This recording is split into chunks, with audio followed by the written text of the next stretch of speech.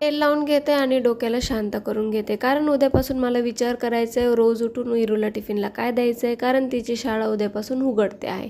बरं, तर उद्याचं जाऊ द्या. आज मी मस्त चमचमीत जेवण बनवलं होतं ते करून घेतलं आणि बघा माझ्यामध्ये हेही टॅलेंट आहे, म्हणजे मी पेंटिंग पण करू शकते.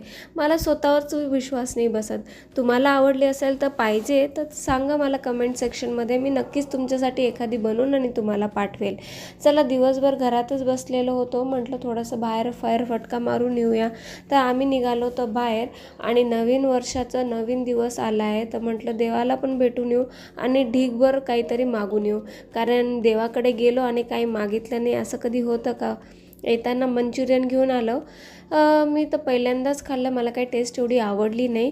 मी तर मंचुरियन नाही, वडापाववाली मुलगी आहे.